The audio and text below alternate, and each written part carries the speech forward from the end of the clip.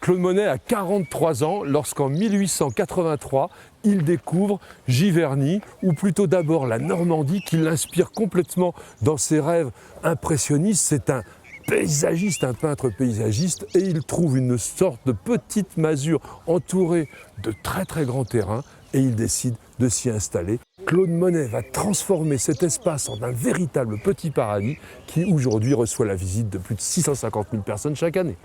Lors de son acquisition par Claude Monet, la propriété était bien loin d'être le petit paradis qu'elle est devenue aujourd'hui, et le grand peintre décrit dans ses mémoires « Mon salon, c'était la grange, et nous sommes tous mis au jardin.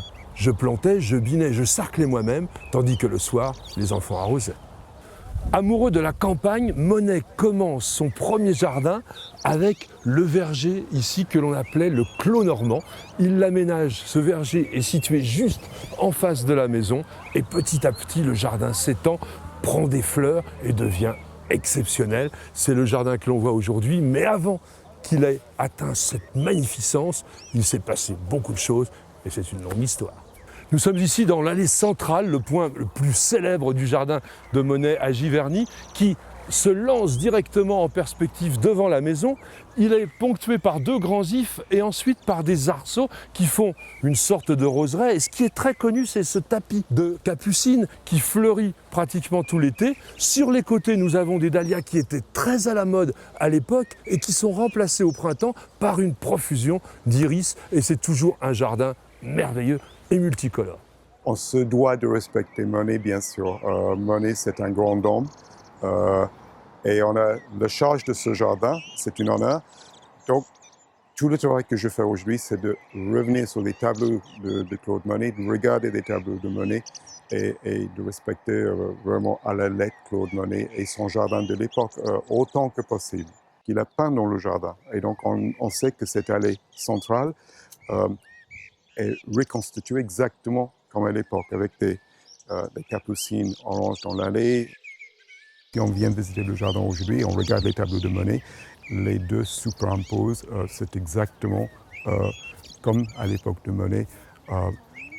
J'oserais même dire plus beau parce que les arbres ont pris plus d'ampleur, la nature a grandi, donc encore plus beau, mais fidèle vraiment à la lettre, à l'esprit de Claude Monet. La terre ici était glaceuse, était calcaire, était dure. Les pommiers qui poussent ici ne poussaient pas bien, ne donnaient pas des fruits. Et Monet a commencé à minérer la terre, à apporter du fumier, du compost, de bêcher la terre. Donc on peut dire que Monet a fait la plus grande partie du travail. Monet plantait des arbres, des rosiers sautilles, sur arceaux, des vivaces, mais il couvrait le sol avec des annuelles. Et nous faisons aujourd'hui qu'il n'y a aucune parcelle de terre visible, donc des milliers d'annuelles. Et toutes ces plantes sont produites par nous-mêmes dans nos serres. Donc on sème, on repique, on met en pot et on plante dans le jardin. C'était Truffaut, Georges Truffaut à l'époque, qui a suggéré ces structures en parasol, en pyramide, pour faire grimper les rosiers, attacher les rosiers.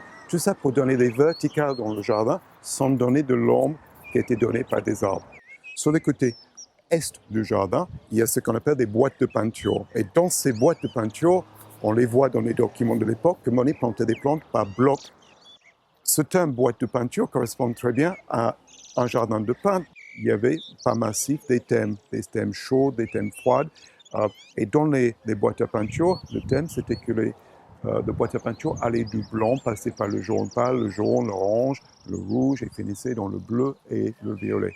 À côté ouest du jardin, il y a un autre thème. Comme Monet peignait souvent des séries de peintures, il peignait avec le soleil qui se lève le matin, et il commençait par le rose. Quand le soleil montait, et sur la cathédrale de Rouen par exemple, le soleil était plus chaud, il peignait le cathédrale de Rouen plutôt jaune. Et après, orange et le coucher de soleil rouge. Donc, côté ouest du jardin, on a remis dans l'ordre cette façon que Monet faisait pour peindre le jardin selon la lumière. Donc, côté ouest, le jardin va du rose au coucher de soleil par le jaune, orange et rouge. Chaque jour, on voit des choses différentes. C'est un jardin qui est en perpétuelle évolution. Au début de son installation à Giverny, Monet n'avait pas beaucoup d'argent, alors il était simplement locataire. Et puis en 1890, il eut l'opportunité d'acheter de l'autre côté de la route une parcelle dans laquelle il fit creuser ce génial bassin qui l'inspira pour ses plus belles œuvres. Et il faut dire que c'est vraiment son chef-d'œuvre, ce jardin d'eau. Ce jardin d'eau qui est une pièce complètement artificielle, renouvelée en permanence. D'ailleurs, il y a des gens qui la nettoient très très régulièrement et c'est l'endroit vraiment où l'ensemble du public vient se ressourcer. Et Monet avait énormément de difficultés à peindre les nymphéas, à peindre toute cette eau et il se l'explique très souvent dans ses écrits, mais petit à petit, le talent a fait parler et il est devenu vraiment l'homme qui a su le mieux rendre toute la nuance, toute la subtilité de ce clair-obscur que l'on a entre l'eau profonde et dense dans lequel vient se refléter toute la profondeur du ciel. Pour terminer cette promenade féerique dans le jardin de Giverny, j'aimerais terminer avec Clémenceau qui a dit « Le jardin de Monet compte parmi ses œuvres, réalisant le charme d'une adaptation de la nature aux travaux du peintre de la lumière ».